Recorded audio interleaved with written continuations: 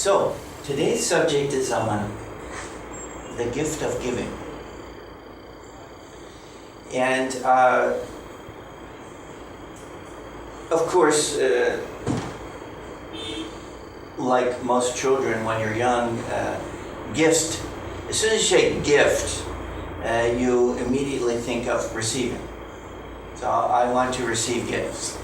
And pretty much the goal of most people in materialistic consciousness is to receive gifts. To receive, life's about the bounty that I receive. And if we look at the quality of happiness that comes from that approach to life, the more I have of what I enjoy, the happier I'm going to be, then we see that people generally aren't very happy. The level of well-being that they have accepted as being normal is quite low. And I can support that by the number of people who use what we call self-medication, drinking alcohol, recreational drugs. People think that if I stimulate my senses in ways that I enjoy, that I will then experience happiness. And it just doesn't work that way. And eventually people become frustrated, and they either turn towards intoxication. Intoxication is the path of diversion. Or hopefully they turn in a more positive direction and seek some higher understanding about how to be happy in life. Is it possible to be happy in life? And then we come to one of the most basic truths that we all know: where can happiness be found? Within. And where do people look for it? Without. And it makes you scratch your head. Well, let's assume that at least 50% or more of the people on the planet are intelligent. The top 50 percentile. We all know this happiness can be found inside, and we look outside. So this happiness within that we're seeking, how can we experience it? And of course, in the spiritual life, we talk about meditation, direct communion with universal happiness, which is God, and the 8 attributes, of which love and peace and joy are, and understanding, these are the essential, the things that we want. We want to be happy. So we seek in meditation to be happy. And when people come onto the spiritual path, they're pretty convinced, particularly in our path, it's very common. People will dedicate themselves quite strongly to the ideas, I want to get liberated from the wheel of life, death, and rebirth. I don't want to have to come back to the physical plane and experience suffering. Because really, in this world, there is no way to avoid suffering in terms of things that will happen to you in your life. Stuff's going to go wrong.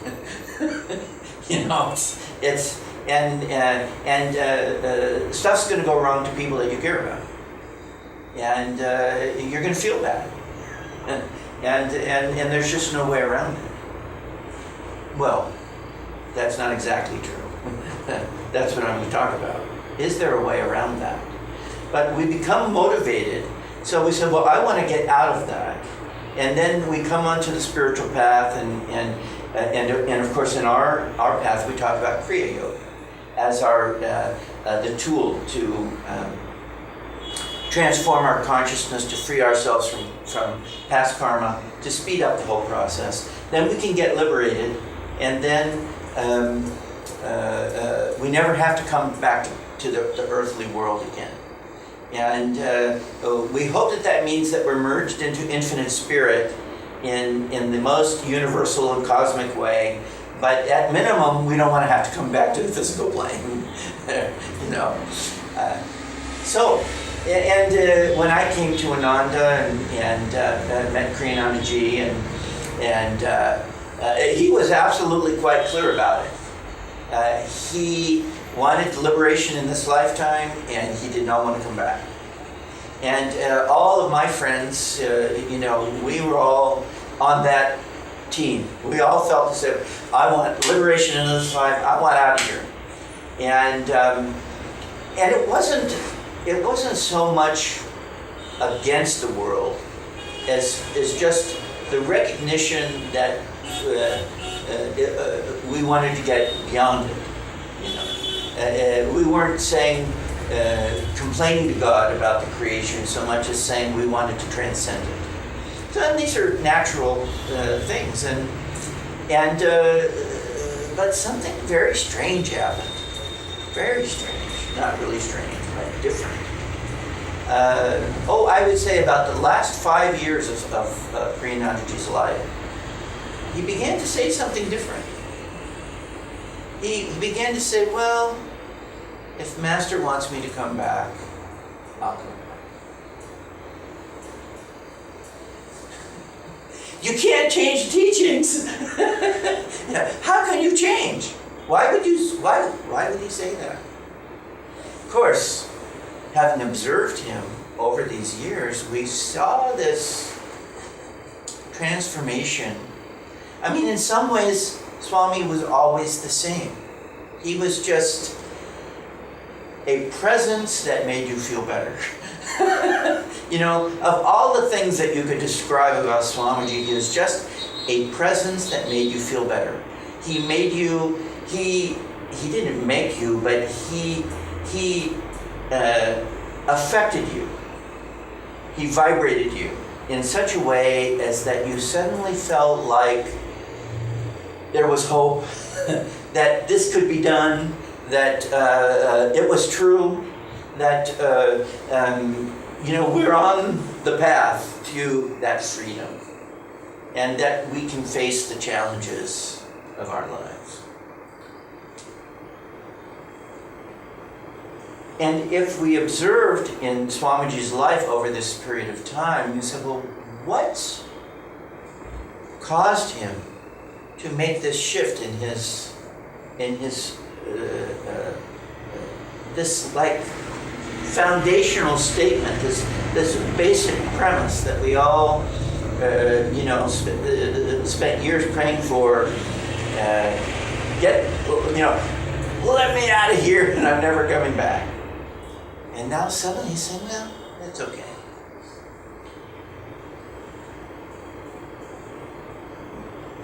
In much of, let me say it this way. When I came to Ananda, I came from, the world. I was surrounded by people who had no interest or understanding about the spiritual life. And I had, of course, read autobiography. I was a Kriyaman. But I had to know,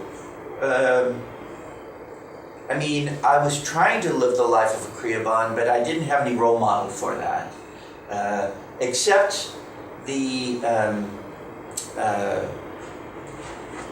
mythological view from the Ramayana and the Mahabharata. There's this idealistic in the saints, and it's like, I got a problem because I don't feel like a saint.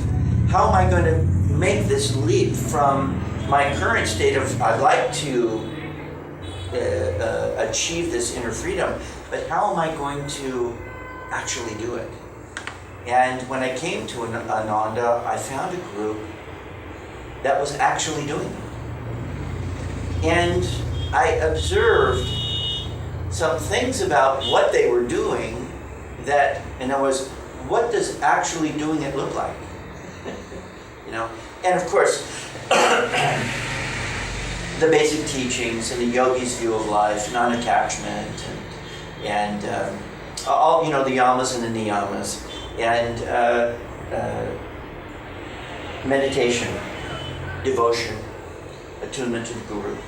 And all these basic teachings that we have. But if I look at that from the advantage of years gone by, I see that there was a couple of things that were components of all of those things. In other words, underneath the surface of all of the individual ways, it's like cooking. There's many different kinds of food and seasonings, but underneath it's nutrition. It sustains the body. And in the spiritual life, there's something that sustains us. And that is the energy that flows through our consciousness. What are the qualities of that? And are we giving? What qualities of consciousness are flowing through us? And that's what we give to the world. That's what we give to our own selves and our own lives. The qualities of consciousness that are flowing through our lives. In the early years, we had so many different jobs. People were moved around all the time. But what was our real job? To learn to be aware of the qualities of energy flowing through our consciousness. Not whether we were managing or working at the retreat or working in the garden or in the market. Those jobs on the outside made no difference. It's what is the quality of consciousness that's flowing through you, and is that giving or taking? Now, we have a saying, a quote that we use from the Bible quite often. To as many as received him gave he the power to become the sons of God. So, is receiving giving? How does receiving fit with giving? Because it's completely appropriate to say, I want to feel God's presence. But how do we feel God's presence? When God's presence flows, it flows through us. It doesn't hit you like a water balloon, and then just make water on the surface of you. It flows through you. Another Bible saying, "My cup runneth over." You see this idea that there's a continuing flow. It doesn't. You don't just fill the cup. You don't just, "Oh, I feel good," and that's it. It's a flow. Because the divine is ever new. It's eternal. There's no limit. And so,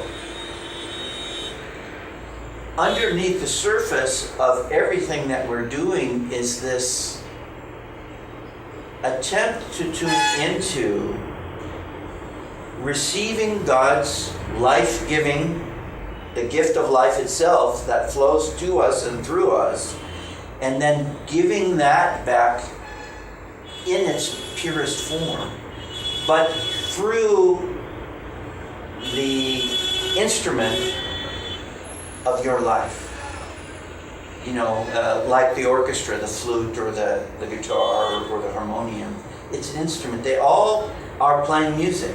They're all making a song, but each one within the framework of its purpose, in harmony with the whole. So what we're trying to do is because how is it that we even live? By the gift of life.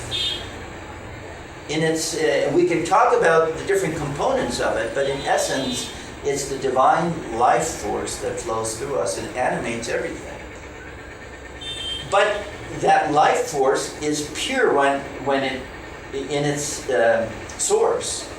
But once it hits the filter of our ego, it's only able, like a stained glass window, only the colors can come through of the qualities of our consciousness that we allow it to come through. So, all of the things that we're doing are, in the spiritual life, are meant to allow us to receive more fully and purely, and to channel that pure consciousness of the divine through this instrument. And it's interesting when we talk about things that limit us. We would say, well, selfishness limits us. Selflessness expands us, frees us. But what is the best thing that we can do for ourselves spiritually is to be selfless, is kind of selfish. Because it's for you. You see, we come to the spiritual life saying, I want liberation. What I are we talking about? The little I. The little I wants to get out of suffering. So when we came in and thought, I want to get liberated, so the little I wants to get out of the mess that it's gotten into. But what does God want? What is that pure life, that pure consciousness that is trying to express itself through the creation? What does it want to do? When Kriyananda said, he said, well, whatever Master wants. And he in the New Path he talks about this. His basic premise of action was to act in a way that would be pleasing to Master, which means be pleasing to God. So he wanted to give himself to a life of expressing that which would be helpful, that would be guided by and purposeful to the aims of the divine consciousness through his form. What was he given to do? And in the offering of that, he was transformed. So we need to have the idea that I want to accomplish something, but we also have to realize that as we do that, our perspective and understanding will transform, and instead of seeing it from the little I, we begin to see it from the big I, because we experience that divine view more and more. So you could see in Swamiji's life that he was experiencing more and more of that divine view. And from that divine view, you don't live with the thought of the suffering that we experience in ego consciousness. So the power of, and if you're, if someone that you love, and this is one of the purposes of family life. We love our family, and if your mother comes to you and says, "Look, I need you to go get something for me at the store," and it's 3:00 in the afternoon during the hot season, but she needs it now, and you're saying, "No, I don't want to go out in that heat. That's terrible," but you do. You do it for Mom, and that's a little thing that we do for Mom. We talk about the stages of consciousness development. The Kshatriya is the one who can. They are willing to give up their own life for others. That sacrifice. And but you see, the Brahman realizes that all of the consciousness of separation that we experience below that level, it's delusion. So we've been hypnotized into thinking that we're not happy and that we're separate. But as soon as you get unhypnotized, then it doesn't matter where you are. So the avatars, they having merged into the divine and never needing to come back, they're willing to take on the human form. And we have probably one of the most dramatic in history of Jesus, who not only took on human form, but suffered in a way that you wouldn't normally choose to do that. You wouldn't normally choose to say, okay, I will go down and suffer for as service. He says, well, Jesus was willing to be crucified. But, I mean, the number of people that were crucified by the Romans was, I don't know, 60,000, 100,000, tons of thousands of people. So Jesus wasn't the only one who was crucified. But we reacted to that very differently because he had that divine consciousness. He had that unified his consciousness with that divine, omnipresent love and compassion. And because of that, he was able to make such a sacrifice. So when I look at the way that people lived at Ananda, what I found, and as exemplified by Swami, was this dedication to giving their life to God, giving their life to what does God want to do through this form today? What does God want to do today? And the idea that God is doing it with you as you do it, and that through your spiritual practice, you're more and more and more aware of the reality of that. And because of the depth of your inner connection, you can do a better job. You can be more aware. And so we saw in Swamiji this people felt it, but then eventually they could see it in his radiance.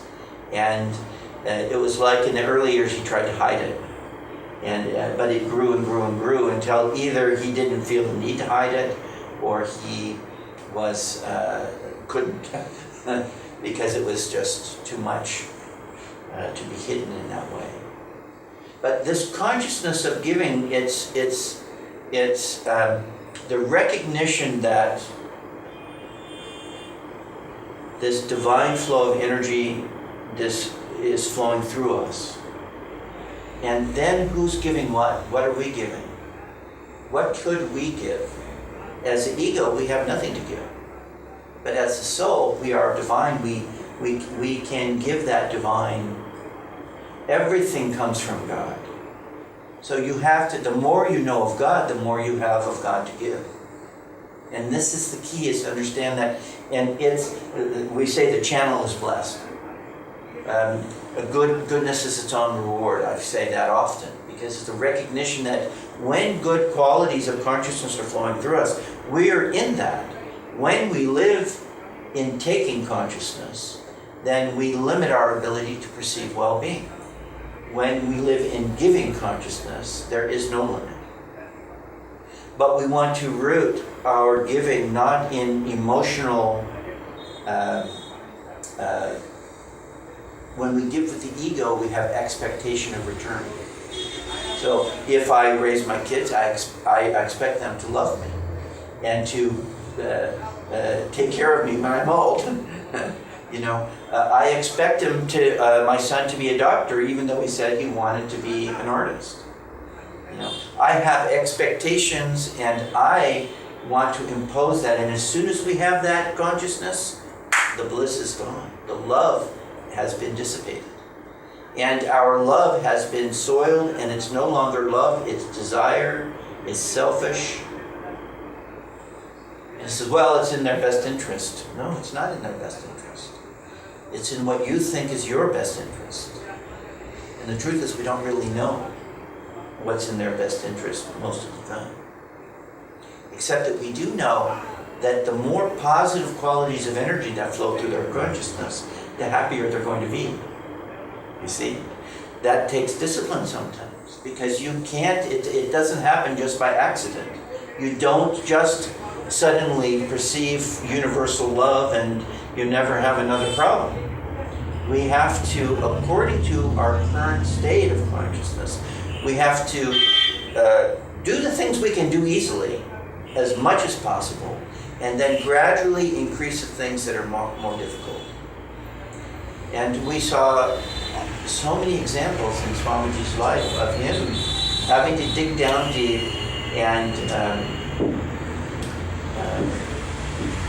try to accomplish something that was just simply not easy to accomplish. And as an example in the essence of the Bhagavad Gita, he waited for years to do it. He couldn't figure out how to do it. He wanted to do it. He knew he was going to do it, but he couldn't figure out how to do it until one night he had a dream, and in the dream, Kriyananda thought,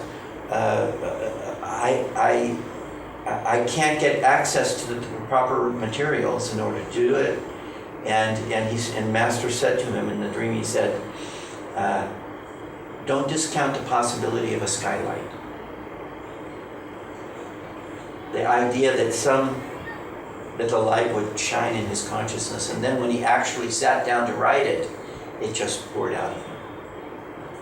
And he found that his thought that he needed certain things was just a limiting thought in that way. He had even more access inwardly than he had anticipated. And we have more access than we anticipate. We are so much closer to our goal than we realize. God's loving, joyful presence is here and always here. And our lives and the purpose of our lives is to allow that to flow through us as purely as we can. And it takes you see, the first word that comes to mind is that it takes sacrifice. It takes us to do things that aren't easy to do. But is it sacrifice? Does a mother even think twice about giving her life for the child? Does she think I'm sacrificing? No, she's loving. And this is the difference. When we do it in that loving consciousness, it's not sacrifice. He's not thinking, oh, it's a dirty job, but I'll do it, okay. You don't even think that way. You naturally, it flows through you. This is where Swami got this natural sense of,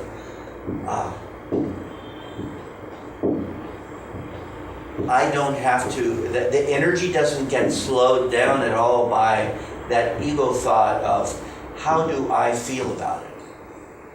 I remember one of Roma, of Haridas and Roma, and somebody said to her,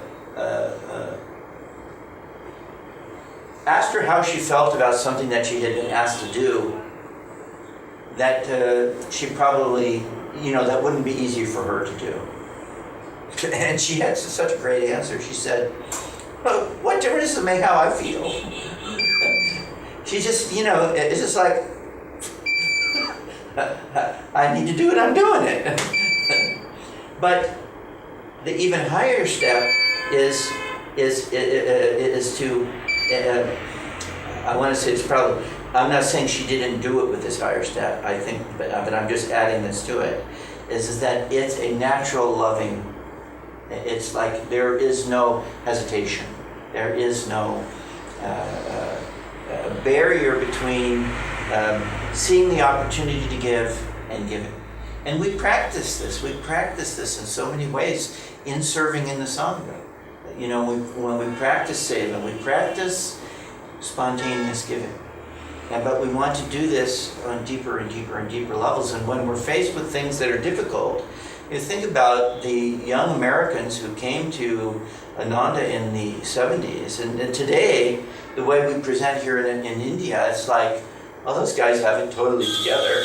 And they're all financially secure. And now they can... It's not like that at all, number one. Number two is that it was...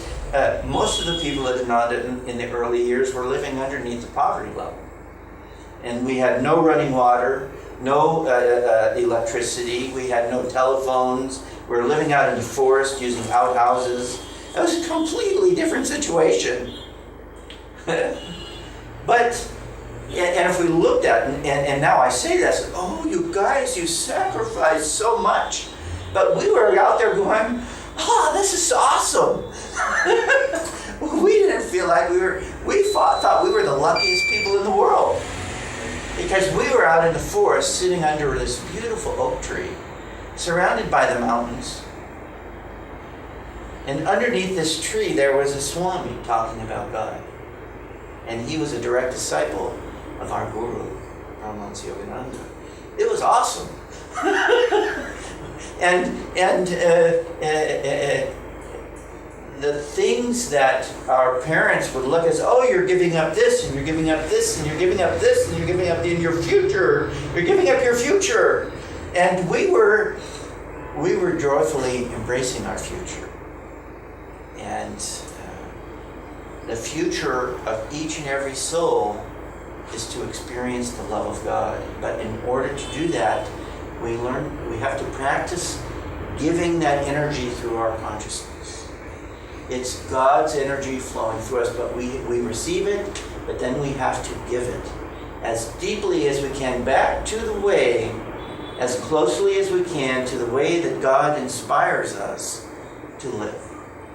And we have to practice the principles of the spiritual life, but we have to, most importantly, connect our hearts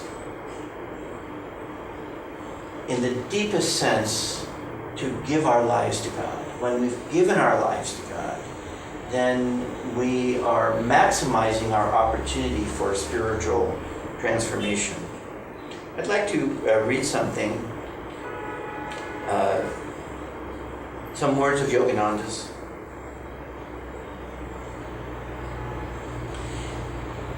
Be afraid of nothing, hating none, giving love to all, feeling the love of God, seeing His presence in everyone, and having but one desire, for His constant presence in the temple of your consciousness.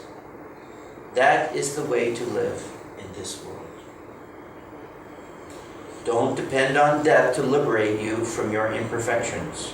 You are exactly the same after death as you were before. Nothing changes you. You only give up the body. If you are a thief or a liar or a cheater before death, you don't become an angel merely by dying. If such were possible, then let us all go now and jump into the ocean and become angels at once. Whatever you have made of yourself thus far, so will you be hereafter. And when you reincarnate, you will bring that same nature with you. To change, you have to make the effort. This world is the place to do it. When we give our lives to God, this is the ultimate giving. This is exactly what it looks like on the outside, is each person's unique life. But what it looks like on the inside is that conscious connection, that conscious experience of divine consciousness on deeper and deeper levels, and then allowing that to filter through the instrument, through the song of your life, in the most beautiful way that you can attune yourself to. When we attune ourselves to the masters and feel their guidance, then we are optimizing our ability to give in this life most purely, most effectively. So seek to give your heart, give your soul to God in the deepest way, and then let everything come from that.